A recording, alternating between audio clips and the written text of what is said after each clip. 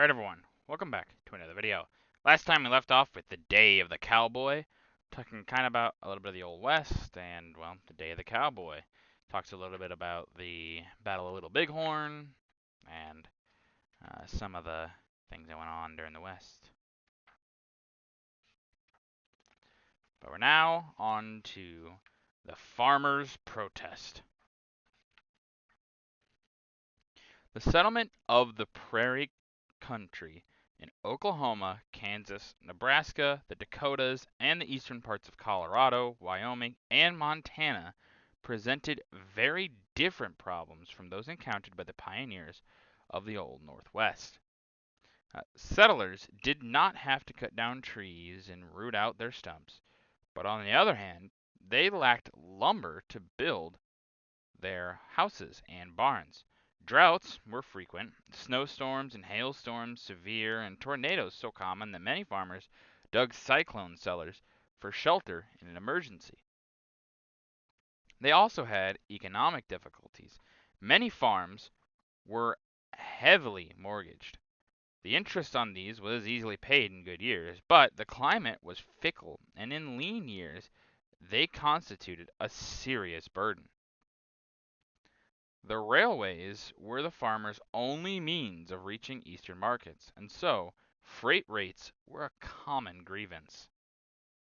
For their common protection, the farmers formed grangers, patrons of husbandry, greenback movements, payment of debts in paper currency, and other associations, which eventually coalesced into the populist movement. The populists demand free and unlimited coinage of silver so that they could pay their debts in a cheaper coinage than gold. In addition, they demanded government regulation of freight rates and sometimes went so far as to favor government ownership of railways, telegraphs, and telephones. But they were not socialist. American socialism was essentially urban and, to a great extent, imported from Europe. Populism was a native and rural. In 1892, they carried some electoral votes and won support not only from the wheat and corn belts, but also the silver mining states in the Rocky Mountains. Yeah, you got to remember these farmers. They are, they're gonna put their foot down. Okay, it looks like there's no more of the big talking here. Yep. Okay. None of the big talking here, but yeah, a lot of these farmers, they have a lot of issues. You almost wonder why these people stayed here, but this is their home. And one thing is land that's yours. People are willing to suffer a lot for that, especially in this time. You could have acres and acres and acres of land, and it might suck. It might be expensive. It might be this. It might be that. It might be this, that, that. But it's yours. For a lot of people, that was enough. But now we'll get into the pictures. Above here is a call for black Americans to leave Tennessee and move to Kansas. Yeah, I mean, it's pretty common. Out west there's a lot more freedom, and they need a lot of population. So, hey, the former slaves are freed now.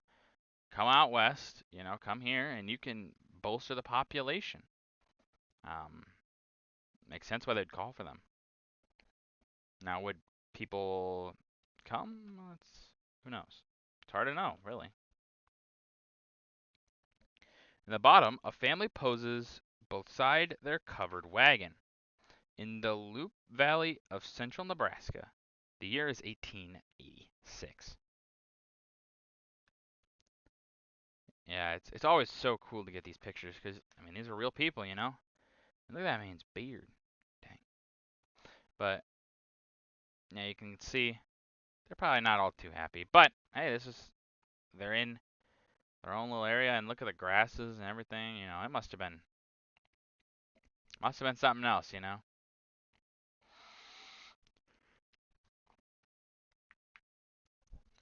At the top over here is a photograph taken of a Shoshone irrigation project on the 6th of October, 1904, set up on Shoshone farmlands near Cody, Wyoming. And you can see all this. Yeah, irrigation projects of all sorts were started. Kind of crazy how the West gets taken over, basically, how it gets um, formed. Man does not give up easily. Let's just go with that.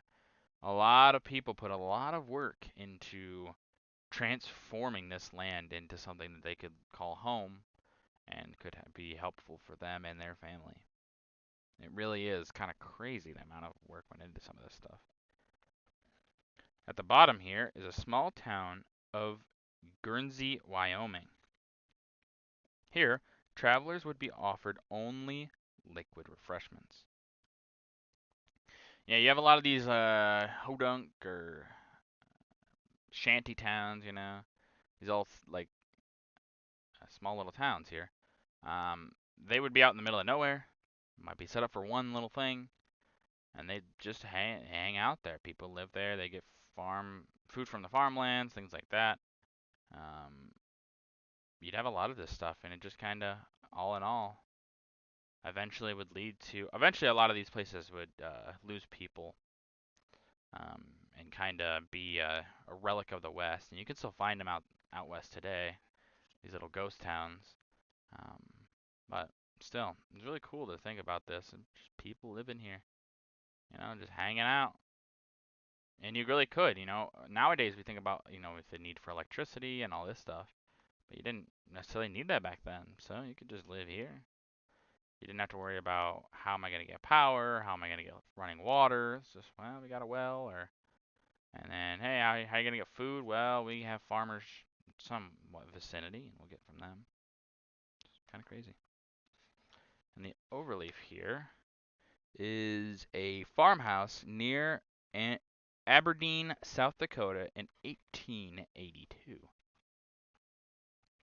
Yeah, look at these little farmhouses. Think you'd have, well, just look at them. They've got one, there's a person right here that's kind of getting split in half, but 1, 2, 3, 4, 5, 6 people living there.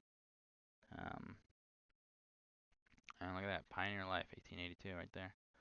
But yeah, you'd have a lot of these little small houses, and people living.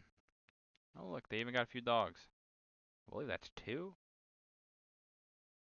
Maybe just 1. I can't tell. It almost looks like another dog's chewing itself, huh? Maybe. But, yeah. Is that another dog there? Can't tell what that is. But, yeah, you have a lot of these little small houses. It's kind of sad to think a lot of this land's been bought up by big farmers and things like that. A lot less subsistence farmers and all this stuff out there. Kind of just sad. Life these people built probably don't exist no more. Not probably, it doesn't. At the left here is a post office in the vicinity of Coboro, Nebraska, photographed about 1887. Yeah, you need your mail, You never know what you can get. You got family out. A lot of times people would have family out east. So they would need, obviously, they get their mail some way. So you have a little post office set up. They bring it to you, or you'd have to go to it, or you'd go to the post office to hear news or things like that. All sorts of things you go to the post office for. Below, not all the homesteaders were white Anglo-Saxon types. The Shores family homestead near Westerville, Custer County, Nebraska in 1887. So, yeah, look, here we go. Maybe I know I talked about it. Hey, were there any black African Americans? Yeah, right here. We got probably a bunch of people moving out there. I mean, why wouldn't you? It's a new start, move away from what was slave country, and then you move out west where there was none of that. So views are just a little different. Probably still discriminated upon. Just gonna be honest. If there are people, there will be discrimination. But still, probably a lot nicer. I would say at least. At the top here is the Holland and McDonald hardware store in Coboro, Nebraska in 1887. Note the signs for deer harvesting machinery and Studebaker wagons. So you can see all those guys. Now they say the signs. I don't necessarily see the signs. Did anyone else see the signs? Completely lost for me. Good old Acme. It's always fun seeing Acme pop up once in a while. But yeah, you know, you have a lot of these general stores. These general stores is not quite what this is. It's a little different. It's hardware store, but you'd have a lot of these little stores pop up. But even hardware stores, there's a hardware store right there. Would pop up and they'd have things that you maybe don't see for a long, many miles. And so they really rely on the railways and things like that. You also get little grocery stores or general stores, more common. Which is funny, the general store really never went away. A good example of one today is like Dollar General or something like that. Dollar General store. And obviously there's still small town general stores, of course. But yeah, they really are kind of a super important thing because you could live out in the middle of nowhere and there might be a town maybe like 5-10 miles away from you, which is pretty far by horse or carriage. But you go to that town and they'll have a shop there, and you can get resupplied with certain things you don't have. Like maybe your wagon needs a new wheel or it needs a new axle. If it needs a new axle, I'm just gonna tell you right now that's gonna be hard to replace. But you could get some of that stuff from these stores, and they would be really quite indispensable for some people. At the bottom here is after the Oklahoma Territory was opened to homesteaders on the 22nd of April, 1889, it was sometimes necessary to camp on a land claim in order to hold it, as these people near Guthrie, Oklahoma, did in 1889. Yeah, you can't necessarily build a house right away. Actually, if you want to see a good example of this, the later seasons maybe not so much, but early seasons really show it very well, especially the first season there. If you ever heard of the show Little House on the Prairie or things like that, they really show a good example of kind of that early homesteader.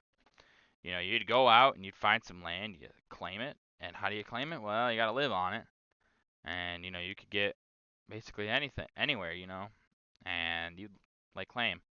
They also show pretty good in that show, and Native Americans come in and say, "Hey, you got to get out of here," and they leave, obviously. But it was pretty common that people did that, and they would camp out in these little tents here and things like that because it was just the best method without having a house quite yet. You don't have a house quite yet, you got the tent, so gotta do what you can do, right? But that is going to do it for this video. If you guys liked the video, leave a like. If anyone could improve on these videos, leave a comment down below. I just appreciate your feedback. And as always, subscribe. It really does help out the channel. Thank you.